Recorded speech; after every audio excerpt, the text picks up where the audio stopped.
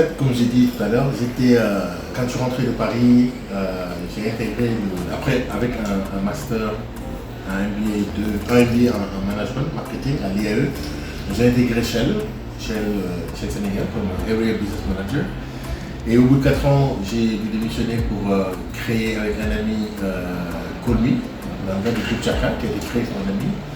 Et après cela, deux ans après, nous avons été contactés par un banquier à Abidjan qui a demandé à Chaka de développer un logiciel de transfert d'argent parce que cette banque n'est plus partenaire. Donc Chaka a développé un logiciel et nous avons été là-bas pour installer l'application au niveau du réseau de cette banque-là. Nous avons constaté donc un engouement dans le domaine du transfert local et donc nous avons créé Money Express. Money Express qui était une première expérience de ce transfert d'argent en Afrique de l'Est. Donc j'étais promu comme directeur exécutif de cette société-là où nous avons pu voyager beaucoup en Afrique pour signer des partenariats avec des banques et des postes parce que la réglementation veut que dans ce domaine, nous devons nous adosser sur un réseau bancaire pour faire le boulot. Et donc, ça m'a amené à un peu beaucoup voyager en Afrique de l'Ouest, en Afrique centrale, du Nord, Sud, pour pouvoir développer le réseau Money Express désormais. Et donc nous avions été confrontés par des problèmes d'exclusivité de Western Union à l'époque et nous avons mené un combat auprès des autorités d'ici et de l'UEMOA pour lever l'exclusivité de Western Union. Donc c'est un peu comme ça que je suis venu au transfert d'argent et au bout de 5 ans, j'ai été contacté par RIA pour ouvrir un bureau en Afrique. Un bureau RIA en Afrique parce que RIA n'existait pas à l'époque en Afrique, c'était plus vers l'Amérique latine, la Chine, etc. Et donc je leur ai dit oui, je suis disposé à travailler avec eux à condition que le bureau soit à Dakar.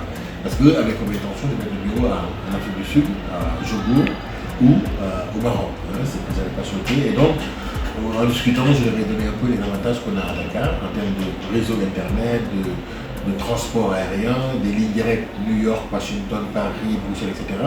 Et également en termes de compétences de nos jeunes ici. Et donc, ils ont accepté. Et depuis, j'ai commencé tout seul. J'avais des bureaux au Pullman là-bas. Je travaillais, le secrétariat était géré par l'hôtel. Et donc je voulais beaucoup voyager et au bout d'1 an, on a mis en place une société, donc on a un point E et aujourd'hui on est 150 personnes à Dakar. Voilà un peu comment c'est.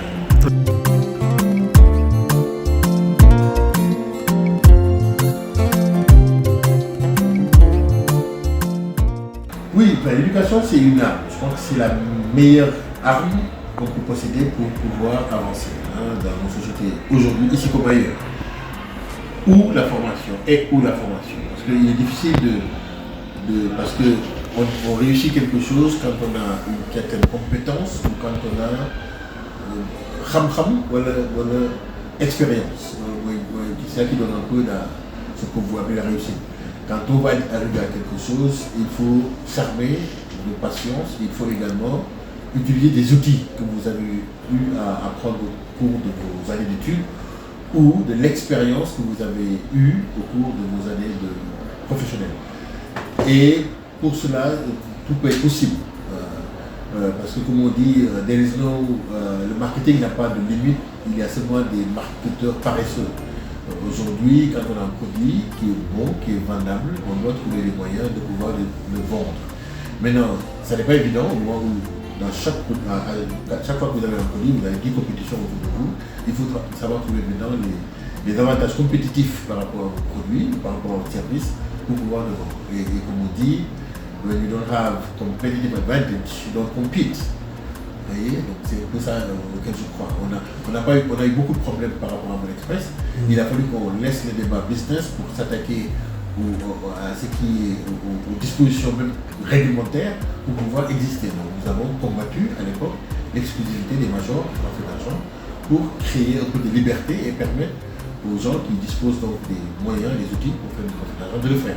Et c'est ainsi que nous avons beaucoup voyagé, on a fait beaucoup de séminaires. J'ai moi été invité par SWIFT, invité par le ministère des Finances en Europe parce que le G20 avait souhaité qu'on baisse les tarifs du transfert pour pouvoir amener plus d'argent en Afrique, donc plus d'épargne et plus d'investissement.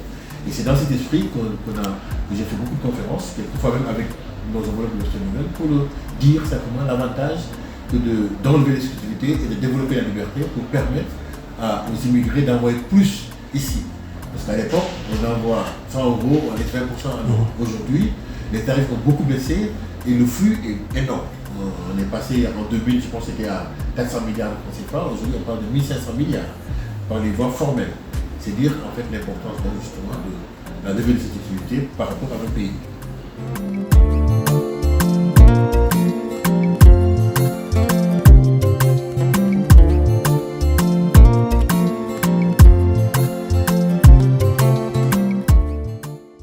Oui, pour moi, il n'y a pas de différence aujourd'hui entre les étudiants africains, malgaches et autres américains, européens, parce qu'il fait longtemps, oui, par rapport aux moyens, mais aujourd'hui, la bibliothèque la mieux partagée au monde, c'est l'Internet.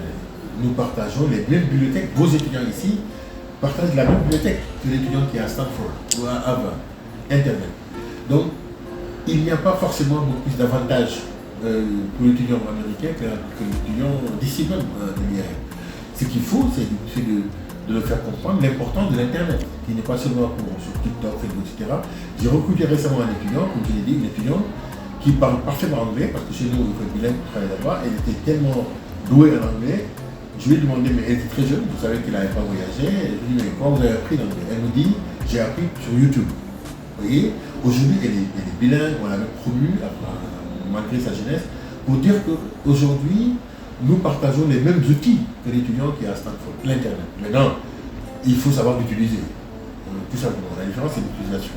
Mais je ne pense pas qu'il y ait un avantage réel pour ces étudiants-là que les nôtres. Vous voyez, le monde est tellement planétaire, c'est un village, on partage les mêmes choses, les mêmes habitudes, les mêmes outils. Il faut que je ne vois pas de différence.